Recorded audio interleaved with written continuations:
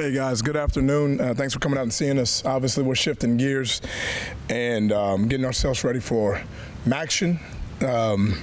Shifting that gears to Tuesday night play, Wednesday night play, and getting ourselves, like all the other teams in the Mid-American Conference, on that 7-day week flow and 7-day week schedule.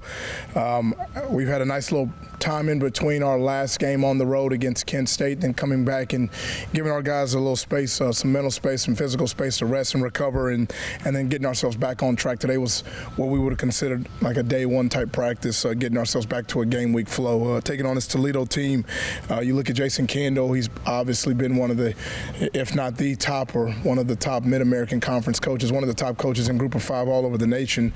He's been really had a lot of success over a long period of time. His teams are consistently talented. They're consistently athletic.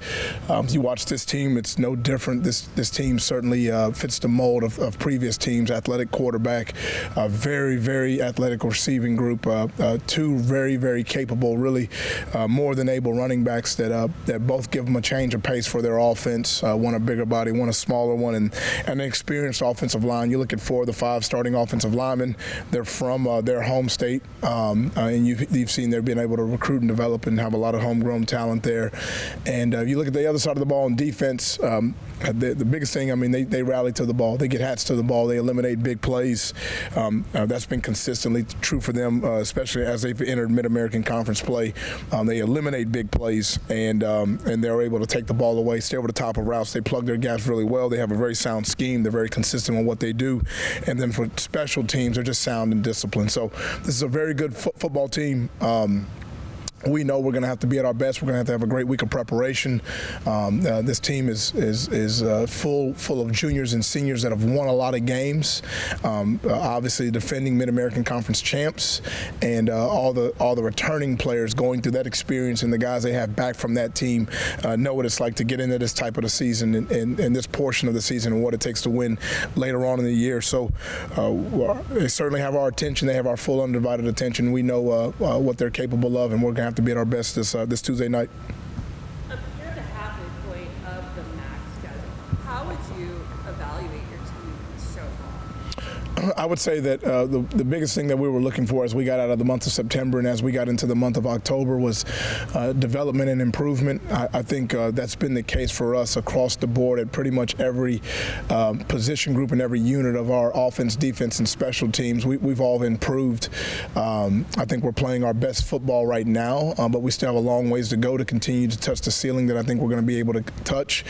So what do? You take it a step at a time. You take it a piece at a time. You continue to address the things that you feel like are the most important key elements that are going to make you successful. You look at our league across the board. Defenses are playing well. Offenses are playing sound. We got to continue to take care of the ball. We got to take the ball away. We're going to have to continue to be really sound in how we defend the run and really sound in how we run the ball. And this opponent with Toledo coming up is going to be no different. But the biggest thing is, are you improving? Are you developing? Are you in a better or worse place? I feel like we're in a better place, but we still have work to do. Where do you still need to see growth? Well, you look at there's not an area. What I would say, Rachel, there's not an area where we're not looking. I mean, there's probably a checklist of about 40 things we talk through with our team every single week. We talk through fourth quarter scoring, and we talk through yards after contact. There's a number of things that we want to just continue to develop and grow in areas of the same things that we've talked about since training camp. So there's a number of things, but you want to play clean and you want to play sound. We're decreasing our penalties. I think we were 7 a couple weeks ago. We were 6 2 weeks ago. We had 5 last week. We got to keep driving that number down. We can't hurt our own self. We want to continue to be able to create space, create the explosive plays. We want to erase and eliminate explosive plays. And we got to take care of the ball and take the ball away. So a lot of things that we've talked about. We just want to continue to grow in all areas of our program, continue to get better, continue to, as we've seen new bodies and new people show up, guys have improved. We have a lot of young guys that are out there playing their first season with us this year. They're playing a good amount of football for us that are playing well, like guys like Charles McCarthrins and guys like Deion Crawford and Devin Grant with a full first year starting for us. So we got to continue to develop our younger players, continue to develop our depth, and continue to put ourselves in the best position to be successful. As far as improving week to week, where are you on the offensive line with the switch Right. 3 weeks back now. Yeah, good point. What's going right, and what do you still need to get right? Right. I feel like, we made the switch in Isaiah Wright and moved the center to us, and it was something that we were working on. We started messing around with it over the summer, really, into training camp, and then September we were at an approach, okay, Isaiah Wright is a consistent starter for us at tackle a year ago. He's a big athletic body. Can we get him to the point where maybe he can snap consistently for us in games? So we had to get it game ready. So it was a long approach to get that game ready. And then the next question we had to address was, well, if we're moving him inside, who's going to really move outside at the other positions? So two things were happening at once with Trevor Brock and a new junior college player that signed with us. At what point is he going to really be able to carry that starter type load, those type of reps? So simultaneously, two things were going on. I think we're in a pretty healthy place. I think they're blocking extremely hard. They're committed. I love the flow and the fluidity of how those five play together with Isaiah Wright, with Trevor, with Tyler Doty, with Gabe, and then with Kalen Shepard as well. So we have to continue to develop our depth. We know that sometimes you focus on the five and who's number 6 coming in, 7 and 8. As you get in the Mid-American Conference play, it's a physical league, and guys are going to be playing very physical. But I think they're in a good place. We just got to continue to move the needle and put ourselves in a good position with the line. Toledo is one of the max leaders in several offensive categories. Right. When you talk about cutting down explosive plays, playing leaders, how do you accomplish those tasks? Right. Well, you look at them, they're rushing for over 200 yards a game. They're throwing for about 200 yards a game. They're number 1 scoring offense in the league. They're number 1 in pass efficiency.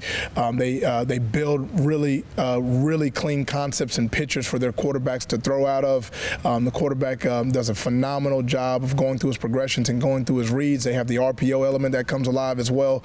And they have a really healthy amount of concepts with their run game. They give you all formations. They'll give you empty with 5 open, empty with 4 open, empty with 3 open. They'll line up in 2x2, 3x1. They'll move people around. They move their target players around. They find ways to get their playmakers the ball. And I think if you've watched them through the course of their 8 games this year, they've been able to move the ball pretty consistently and score on pretty much everybody they played. I have so much respect for Jason Kendall. I think he's one of the top offensive minds and one of the top head coaches in the country.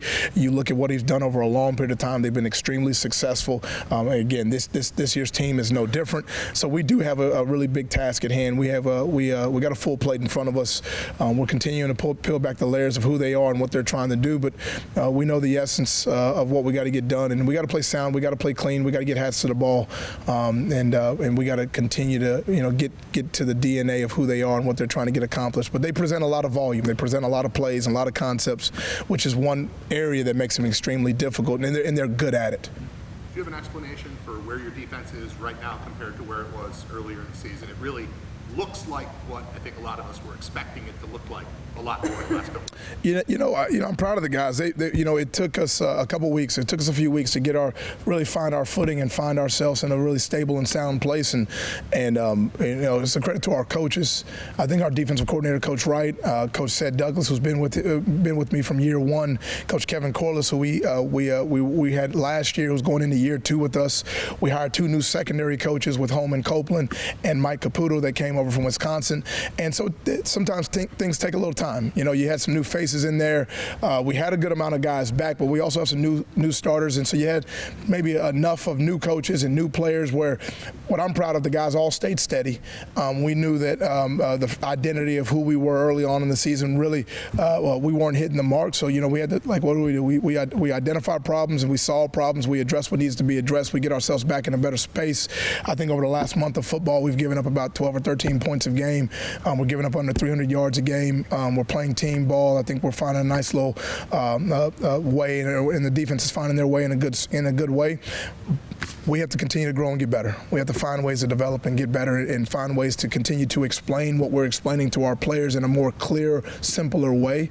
So if we can present it in its simplest form, it helps them ID and digest what we're telling them, helps them play faster. I think the more reps we're getting, the better they're playing. We do have enough young guys out there. There's about three or four freshmen that are really playing starter reps for us with Khalil Murdoch, with Deion Crawford, with Devin Grant, with Charles MacArthur. And we have enough young guys that this is their first full season of college football. And then you have some older guys that are really stepping up and playing well. Our bigs inside, you saw Jalen Bass played really well last week. Damon Williams has been consistent for us all year. year. You look at our boundary safety where Marcus Fuqua has been a steady starter and plays consistently well for us all year. So it's coming together. We just got a lot of work that we got to continue to do. Ball is infinite. Football is infinite. You're never not improving. You're never not working on something. You're never not trying to find a way to get better at something. We want to just make sure we identify problems, stay ahead of those things, and then build on the good things that we've done over this last month. You've used a different personnel grouping on offense, the 2 running backs and 3 wide receivers. How do you see that continuing to develop going into the final 4 games into Tuesday? Right. Well, we're looking at always trying to find ways to get our playmakers on the field, and we felt like really coming off a couple weeks ago against Bowling Green, we had a good, healthy amount of rushing yards. Although we didn't take care of the ball the way we wanted to, there were still some things that we were able to draw from that game in a good way. One of those things was our ability to test the A and the B gaps a little bit and run the ball, and then we wanted to build on a package where we can get a couple ball carriers on the field. We had some success with it, so we got to continue to build and grow and find ways just to get our talented players on the field and put them in a position to be successful. Getting 2 backs in the game was one way of doing that. We got a ton of confidence. We had Snackenberg's in there. He caught his first touchdown pass last week, so still line up in 11. We'll present some 12. We'll present some 2 back, and we'll be able to build a healthy menu and get ourselves in a space where we feel like we can make drives and score points. Your team's also now entering the action schedule. You're used to this by now, playing on Tuesday, shifting schedule like days and Monday. How do you get some of those younger guys who haven't done this yet to adjust? You kind of. There's an anticipation. When you're early on in the season, you kind of lay out a format and you lay out a roadmap of what the schedule is going to look like, what's going to come up. We break our season down into certain areas and sections so it's digestible and we take it a piece at a time. So as we shift and turn the corner in the Mid-American Conference play on Tuesday night in these MACtion games, this is something that we've anticipated. This is something that this is not the first time that even our new players or our freshman guys or our transfer guys or our junior college guys, this is not the first time they've heard of it. This is the first time some of them are experiencing it, but as much as we can, as quickly as we can, get ourselves on a Monday, Tuesday, Wednesday, Thursday, Friday, game day, Saturday schedule. Today was what we would have considered our Monday schedule, considering where we are in the week and the days out to the game. So, although we do have the Bills on tonight, and it is Thursday for America, it's Monday with the Buffalo Bulls and our practice schedule, and getting our guys adjusted to that and getting them in a way where they can anticipate from a flow and from a design standpoint, what do I expect on a Monday type practice? For you in 2021, what was the biggest adjustment going from Saturday games to going to a midweek game? Oh my goodness! I think when I woke up and we were having a Tuesday practice, we were having a Wednesday practice, and there was college game day on, and I was trying to do the math and try to figure out what was going on. I was like, wait a minute, well, it's Saturday to America, but it's Wednesday to us because we play on Tuesday. I'm lost just talking about it. So today was Monday. Let me just stay right there. Today was a Monday practice. We'll take it a piece at a time. Thanks, guys. Appreciate it.